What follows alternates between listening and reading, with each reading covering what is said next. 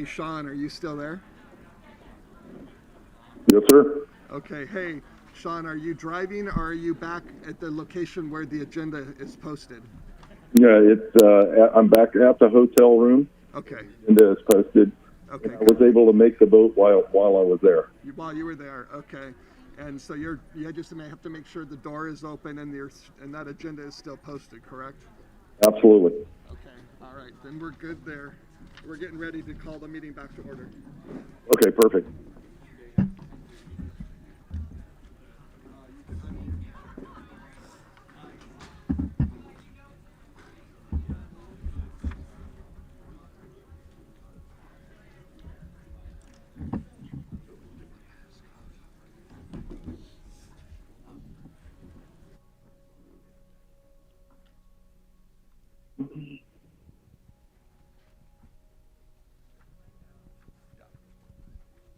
Okay, we're going to come back into session from our break and getting a chance to talk to legal counsel. So Dr. Elsasser, will you kind of give us an up-to-date? Sure. So in talking with our legal counsel, his interpretation would be different on this 54954.2. Doesn't recommend we do it. However, the language is gray and can be interpreted either way. And so I'll leave it up to the board if you want to entertain that motion. But I just wanted to point out a couple of things to the board, because Education Code 35160 requires that the board comply with law and not take action contrary to the law, number one. And number two, Government Code Section 8665 establishes penalties for violating regulations and orders issued under the Emergency Services Act, and that the CDPH orders were issued under the authority of that act. So please keep that in mind as you proceed. And I'd just like to remind us that we talked about this in October, and we got a couple of responses from two different attorneys, from our health insurance or from our insurance carriers, and they all told us that if we do this, they will not be our insurance carrier anymore. We'll also personally be liable for any issues. So just a reminder to that which includes fines and penalties for violating the Services Act. Can I bring it forward first before we do all the naysaying? Sure. Thank you.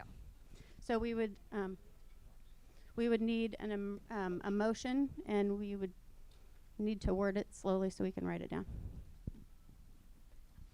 I make a motion that we approve a resolution that we will not remove kids from the classroom and return kids who have been removed from the classroom for a mask violation. I second that.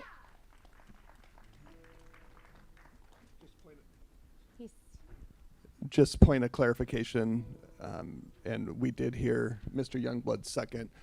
Ms. Blaze, we don't have a resolution written, so is it a resolution? Or you have a resolution that you're going to bring forward? Yes. Do you have copies for everyone? I don't. I'm sorry, I don't have copies, but if you would like me to just read what I have, and it's not a long resolution at all. Okay, go ahead.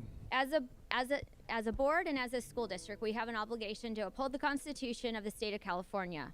Article 1 specifically prohibits schools from denying some students the basic educational necessities provided to other students. There's guidance from CDPH for K-12 schools that requires facial coverings for all students and staff indoors. However, there is absolutely no legal definition of what constitutes an acceptable facial covering. There are recommendations but no absolute requirements as to color, size, material, or design of a mask. We cannot make up our own conditions upon which students can attend school when others cannot. Our district is violating equal protection under the law of students' constitutional rights to an in-person education when we make up rules about what type of mask is acceptable and then prevent a child from going to school if they can't or won't comply with such arbitrary and capricious rules. This is wrong for two reasons. One, students need to be in class. The negative impacts of keeping children out of school on the basis of made-up rules is morally wrong, and it is doing harm to the very people we are here to serve. Two, by making up our own rules that are unnecessarily restrictive and not supported by governing authorities, we open the district up to expensive litigation, which we are sure to lose. I've spoken with the parents on this topic. They will sue the district if we continue to make up rules that harm their children. I propose that we pass a resolution today recommitting our efforts to protect the constitutional right of all children in our district to receive an in-person education, that we follow only the letter of the law and the least restrictive guidelines provided by the local health authorities in service to the children in our district who so desperately need to return to a sense of normalcy and sensible, compassionate rules for health and safety.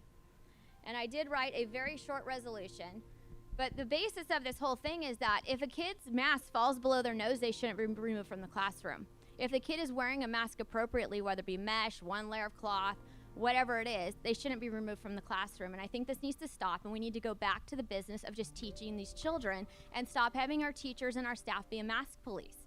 We really need to be serving the children because this is what we're here for. And I'm so sickened and I'm disheartened every single day when I'm hearing of these kids that are being removed from the classroom and they're being sent home. And I think we as a board need to stand up and take a stand right here and say, we won't remove these kids from the classroom. We will do what we can to keep them in the classroom. I'm not saying that I want all out, anarchy, but I'm saying is I know students who have been removed from the classroom and sent outside in the hallway unsupervised because their mask fell below their nose. And some of these are masks that the district is providing. So is that the kid's fault that the mask is falling down, or is that negligence because we are not providing proper fitting masks? So the resolution would be, whereas per the California Constitution that states every student is entitled to a public education, and per Education Code 51747, subsection F as in Frank, subsection 8, stating independent study is an optional education alternative in which no pupil may be required to participate, we hereby state that no student will be removed from the classroom in an in-person learning environment due to a mask violation.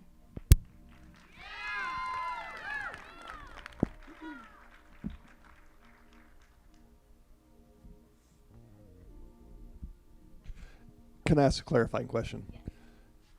The masks that you're referring to are for a mask violation. Are you specifically talking about a type of mask? Are you talking about if a student doesn't wear a mask? Or are you talking about if the mask falls below the nose? I guess there's a difference between a type of mask or falling below the nose or just no mask at all. So it's been my experience that no kid has been inside the classroom not wearing a mask. We have been removing the kids from the classroom for a mesh mask, a single one-layer cloth mask.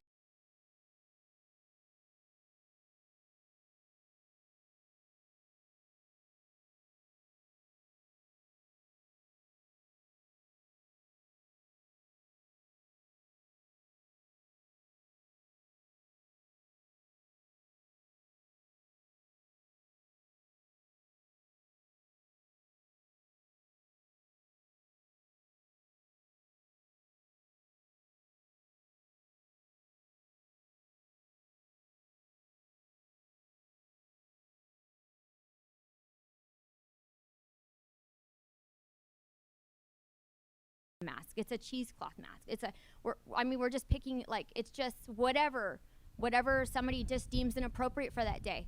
If the kid has a darn face covering on their face, leave them alone and continue teaching.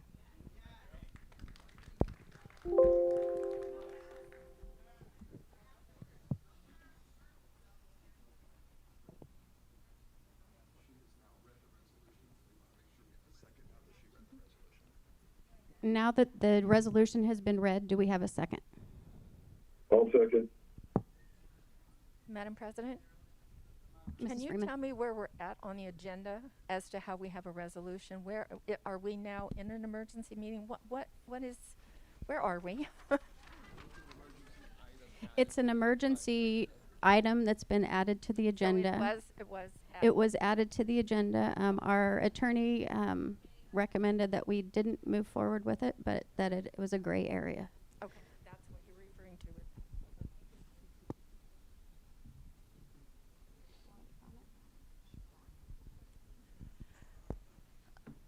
Okay, I am not prepared to vote on this resolution today. I have not seen it, and nor have I had time to study it or review it. So my vote will be a no.